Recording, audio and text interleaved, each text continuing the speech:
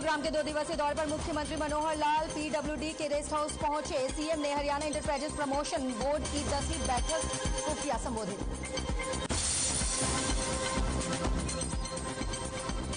Dengue के खिलाफ जंग में हरियाणा के सभी ग्राम पंचायतों को बांटे जा रहे फोमिंग मशीन। पानीपत में बोले डिप्टी सीएम दुष्यंत चौटाला।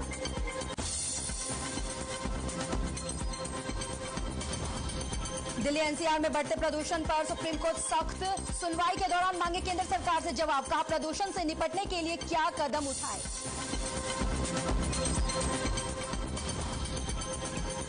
प्रदेश में लगातार बढ़ रहा प्रदूषण का स्तर। पराली और कूड़े के ढेर जलाने से पर्यावरण हो रहा नुकसान। गुरुग्राम में मनाया जाएगा महामंडलेश्वर स्वामी धर्मदेव का षष्ठी पूर्ति महोत्सव। सीएम मनोहर लाल के साथ कई मंत्री नेता करेंगे शिरकत।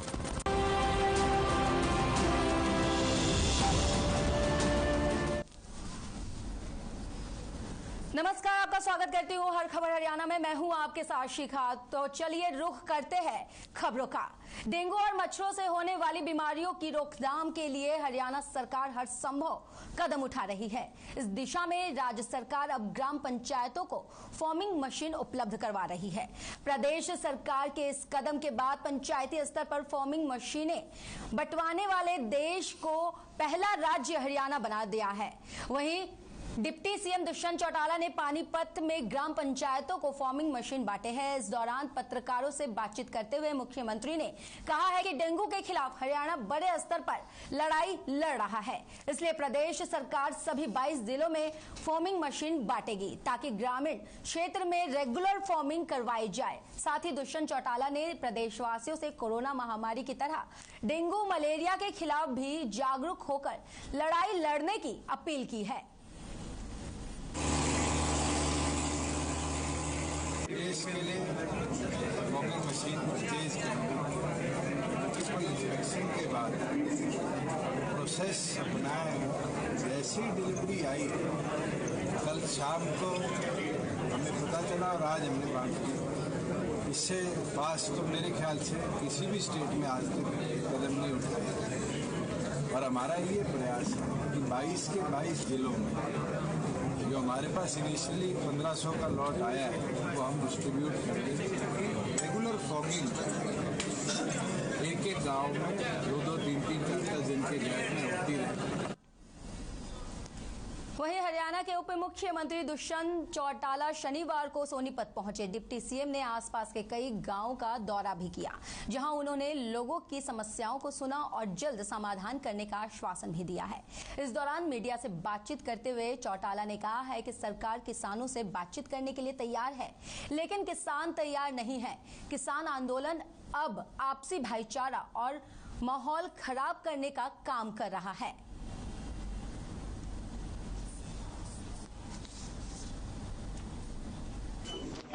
जैसे जैसे हमारे पास अवेलेबल हो रही है वैसे वैसे 22 के 22 जिलों के प्रत्येक गांव तक इस सुविधा को हम पहुंचाएंगे।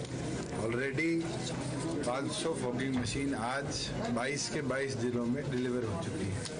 एक एक करके जैसे जैसे अगला लॉट आएगा उसी स्पीड के साथ उनको प्रत्येक गांव तक डिस्ट्रीब्यूट करेंगे। प्राथमिक तौर पर सारे वीडियोस की ड्यूटी लगाई है। जिस गांव की मशीन है केवल मात्र उसी में नहीं, साथ लगते हुए गांव के अंदर भी राशनिंग कर फॉगिंग करवाने का काम करवा देंगे। वहीं कांग्रेस की राष्ट्रीय प्रवक्ता अलका लांबा ने चंडीगढ़ में राफेल डील को लेकर केंद्र की मोदी सरकार पर आरोप की बौछार की है। इस मौके पर अलका लांबा ने कहा है कि प्रधानमंत्री नरेंद्र मोदी पूर्व प्रधानमंत्री डॉक्टर मनमोहन सिंह से तथाकथित घोटाले के आरोपों पर माफी मांगे। अलका लांबा ने कहा है कि जितनी बार भी कांग्रेस ने राफेल डील को लेकर सवाल उठाए, कभी भी सरकार ने इसका सही ढंग से जवाब नहीं दिया है।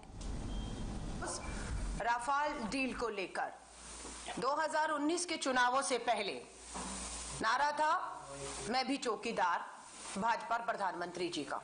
कांग्रेस और श्री राहुल गांधी जी ने चौकीदार ही चोर का नारा बुलंद किया सबूतों के आधार पर। सबूतों को नजरअंदाज कर दिया गया, राफेल पे उठाए गए सवालों को दफन कर दिया गया आप सब जानते हैं राफेल डील में कितने जहाज यूपीए की सरकार में आने थे? 126 राफेल लड़ाकू जहाज आने थे, 126। नरेंद्र मोदी जी की सरकार ने 126 से कितने पर समझौता किया? 36 राफेल पर। नंबर 1 कारण नहीं मालूम है। जरूरत जब हमारी वायुसेना को 136 जहाजों की थी, 126 जहाजों की थी, तो 36 पे समझौता क्यों किया गया?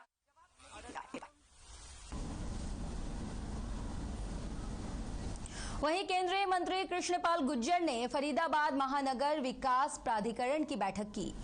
केंद्रीय मंत्री कृष्णपाल गुर्जर ने कहा है कि फरीदाबाद का विकास अब 2041 प्लान के तहत किया जाएगा, क्योंकि विकास पहले हुए हैं वो आगे की आबादी को ध्यान में रखकर नहीं किए गए थे। लेकिन अब फरीदाबाद की आबादी लगभग 30 लाख के करीब हो चुकी है, तो वहीं 2041 तक का हिसाब देखते हुए फरीदाबाद को डेवलपमेंट करने की जरूरत है।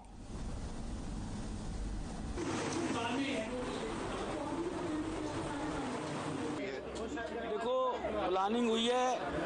मैंने तो मीटिंग में एक बात ये भी रखी कि बाकी विधानसभाओं के मुकाबले हमारी NIT 86 को FMDA में उतना मान सम्मान प्यार नहीं मिल रहा। काम नगर निगम करेगा और पैसा सारा FMDA में जाएगा, एक बात। दूसरी बात, आज मुझे बड़ी अच्छी लगी बात कि कृष्णपाल जी ने, जो हमारे शहर से सांसद भी हैं और केंद्र में मंत्री भी हैं, कि उन्होंने सरकार की जो कमियां हैं, सरकार से जो गलत काम हुए, कृष्णपाल जी ने आज सब अफसरों के आगे भले ही अपनी सरकार की कमी उजागर की। मैं अप्रिशिएट करता हूँ। बैठ के जब से FMDA बना है तब से जो उसके मेंबर हैं, अधिकारी हैं, नियमित बैठकें होती हैं और इन बैठकों में फरीदाबाद के विकास के लिए बातें की जाती हैं, योजनाएं बनाई जाती हैं और उन पर कितना काम आगे बढ़ा है उस सबकी समीक्षा की जाती है। माननीय मुख्यमंत्री जी के आशीर्वाद से फरीदाबाद मेट्रोपॉलिटन डेवलपमेंट अथॉरिटी बना। हमारे यहाँ नगर निगम भी है, HSV भी है और फरीदाबाद स्मार्ट सिटी में भी।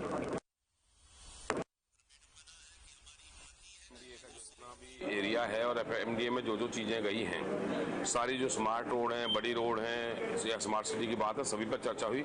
लेकिन मैंने तो विशेष तौर पर जो मेरे पृथला के 7 गांव इस नगर निगम में शामिल हुए पीछे, क्योंकि FMDA बना है तो निश्चित तौर पर इसका दायरा बढ़ाना पड़ता है और 7 गांव मेरे जो इसमें गए हैं विधानसभा के, उनके लिए जो सफाई कर्मचारी हैं, जोड़ हैं, ये सारे ओवरफ्लो हैं और जो रोड हैं वो टूटी हुई हैं, तो उन सारे मुद्दों पर चर्चा की है। और मैं समझता हूं कि सभी जितने भी तुम्हारे जो स्वीपर हैं या अन्य उसमें जो काम है,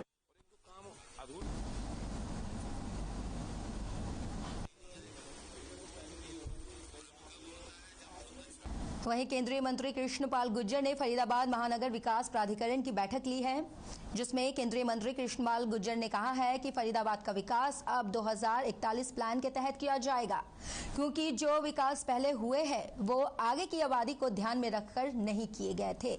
लेकिन अब फरीदाबाद की आबादी लगभग 30 लाख के करीब हो चुकी है, तो 2041 तक का हिसाब देखते हुए फरीदाबाद को डेवलपमेंट करने की जरूरत है।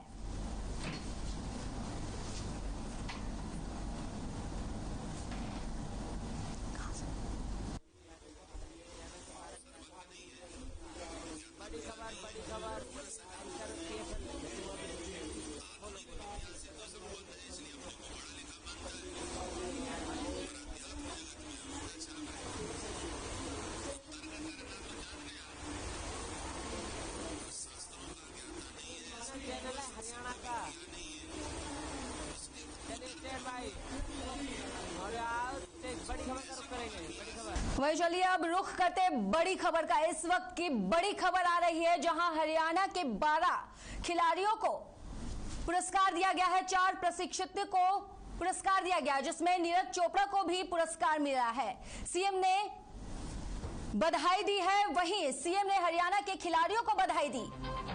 हरियाणा के 12 खिलाड़ियों को पुरस्कार मिले हैं। 4 प्रशिक्षकों को राष्ट्रीय खेल पुरस्कार दिया गया है, जिसमें नीरज चोपड़ा को भी पुरस्कार मिला। इस वक्त की बड़ी खबर हम आपको बता रहे हैं, जहां सीएम ने हरियाणा के खिलाड़ियों को बधाई दी है। हरियाणा के 12 खिलाड़ियों को पुरस्कार दिया गया है, जिसमें नीरज चोपड़ा को भी पुरस्कार दिया गया। बड़ी खबर, जहां सीएम ने हरियाणा के खिलाड़ियों को बधाई दी है। हरियाणा के 12 खिलाड़ियों को पुरस्कार दिया गया है, जहां प्रशिक्षकों को मिले पुरस्कार, नीरज चोपड़ा को भी पुरस्कार दिया गया।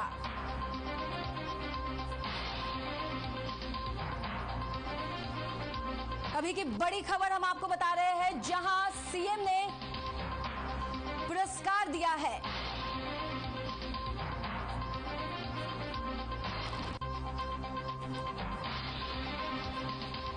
सीएम ने हरियाणा के खिलाड़ियों को बधाई दी है, जहां हरियाणा के 12 खिलाड़ियों को पुरस्कार दिए गए हैं।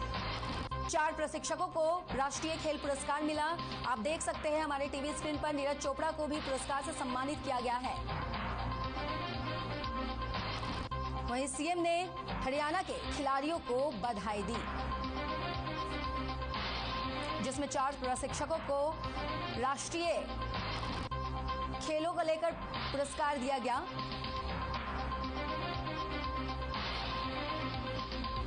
सीएम ने हरियाणा के खिलाड़ियों को बधाई दी है। हरियाणा के 12 खिलाड़ियों को पुरस्कार दिया गया, जहां 4 प्रशिक्षकों को पुरस्कार दिया गया है।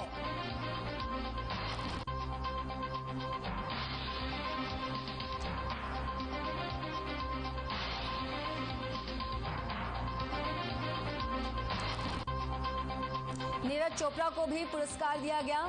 वहीं सीएम ने हरियाणा के खिलाड़ियों को बधाई दी। इस वक्त की बड़ी खबर।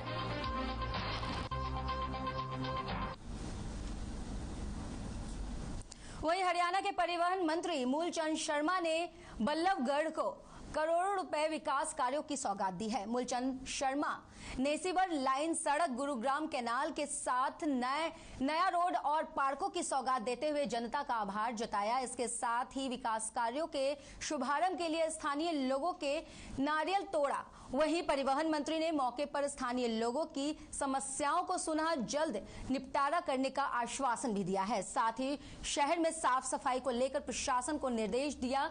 मंत्री मूलचंद शर्मा ने कहा है कि प्रदेश में बीजेपी सरकार बिना भेदभाव के विकास कार्य करवा रही है। करनाल के तरावड़ी में एक युवक अपनी शादी की मांग को लेकर मोबाइल टावर पर चढ़ गया।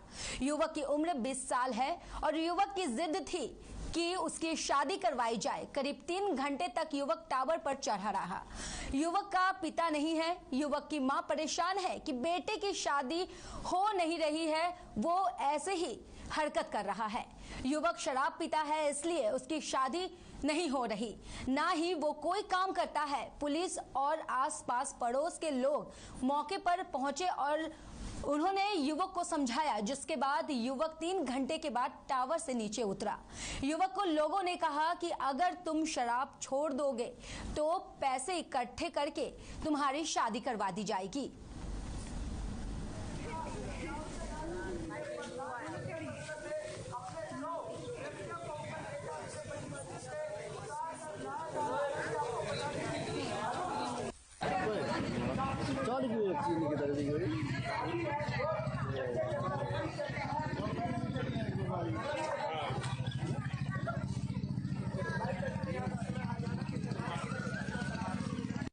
पता नहीं किस बात पर चढ़ता है, चढ़ गया पर कल भी चढ़ा था, वरुण ने नीचे उतारा। आज फिर दारू के नशे में चढ़ गया। घर में क्लेश करता है, कभी फांसी लगाता है, कभी कुछ। पता क्या वजह इसकी, कोई वजह होगी इसकी, फांसी खा रहा है। शादी की डिमांड भी करता है कोई? शादी की डिमांड तो करता है भाई साहब, कहीं 2 रुपये घर में हो तो मैं भी शादी करूं, मेरे को कुछ दिखे तो। जो चीज देखता है घर की वही तोड़ फोड़, कोई चीज नहीं घर की रखती। घर के बर्तन भी फेंक देता है बाहर। पता नहीं किस बात पर चढ़ता है, चढ़ गया पर कल भी चढ़ा था, वरुण ने नीचे उतारा। आज फिर दारू के नशे में चढ़ गया। घर में क्लेश करता है, कभी फांसी लगाता है, कभी कुछ। कुछ पता क्या वजह इसकी, कोई वजह होगी इसकी, फांसी खा रहा है। शादी की डिमांड भी करता है कोई? शादी की डिमांड तो करता है भाई साहब, कहीं 2 रुपये घर में हो तो मैं भी शादी करूं, मेरे को कुछ दिखे तो। जो चीज देखता है घर की वही तोड़ फोड़, कोई चीज बस शराब पी रखी जी, शराब पी के अपना उल्टे काम है, काम कुछ करता नहीं। अब शराब पी रखी और कोई ऐसी बात नहीं। कितने घंटे बाद उतारा टावर से? 11 बजे चल रहा, अब देख लो टाइम क्या मेरे ख्याल 4 घंटे 3 घंटे हो गए। उतार लिया गया, उतार लिया। नशा कर रखा बस। शादी की डिमांड भी कराई कोई? बिल्कुल। वहीं अगली खबर पलवल से है, जहां झांसी जा रही ताज एक्सप्रेस के D7 कोच के ब्रेक जाम होने से आग लग गई। ट्रेन को आसावटी रेलवे स्टेशन के प्लेटफॉर्म नंबर 4 पर रोका गया। मौके पर पहुंचे रेल के अधिकारी गैस सिलेंडर से आग पर काबू कर ब्रेक को रिलीज किया गया। इस दौरान प्लेटफॉर्म पर अफरा तफरी का माहौल बन गया। हालांकि इस घटना में किसी के हताहत होने की कोई सूचना नहीं मिली है।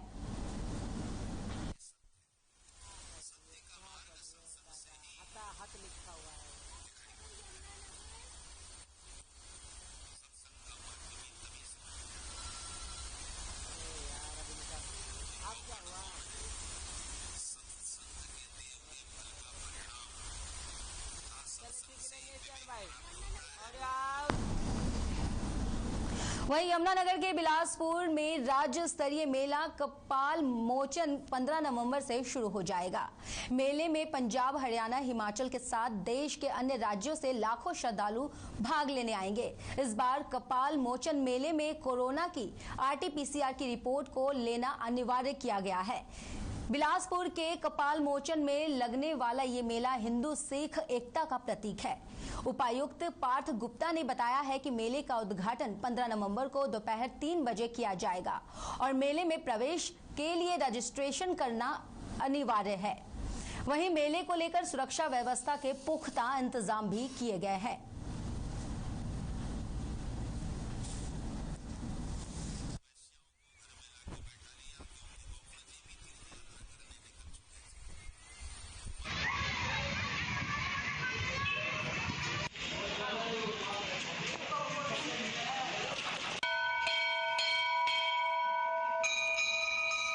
वहीं आपको बता दें कि यमुनानगर के बिलासपुर में राज्य स्तरीय मेला कपाल मोचन 15 नवंबर को शुरू हो जाएगा।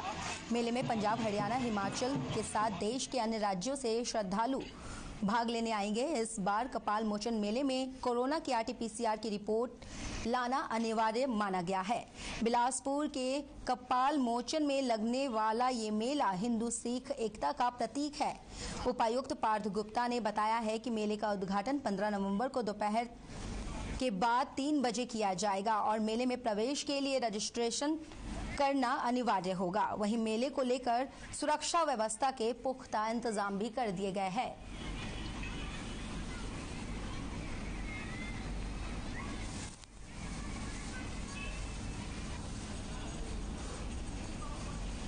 आपको बता दें कि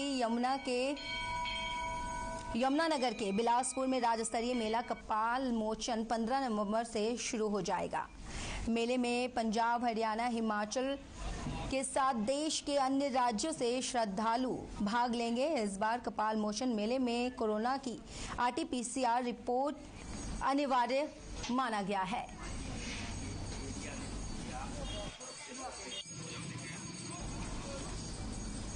वहीं नरवाना से दिल दहला देने वाली एक खबर सामने आई है, जहां एक रेलवे कर्मचारी ने देर रात अपनी मां की कुल्हाड़ी से हमला कर हत्या कर दी। मां की हत्या के बाद रेलवे कर्मचारी ने घर को आग के हवाले कर दिया। इसके बाद नरवाना कुरुक्षेत्र रेलवे ट्रैक पर Jaipur Chandigarh intercity express train के आगे आकर खुदकुशी कर ली। वहीं घटना की सूचना मिलने पर GRP और स्थानीय पुलिस ने मौके पर पहुंचकर जांच पड़ताल शुरू कर दी है। दूसरी तरफ घर में आग पर फायर ब्रिगेड ने काबू पा लिया है। मिली जानकारी के मुताबिक युवक अजय मानसिक तौर से परेशान बताया जा रहा है। वहीं पुलिस ने शव को कब्जे में लेकर पोस्टमार्टम के लिए भेज दिया है।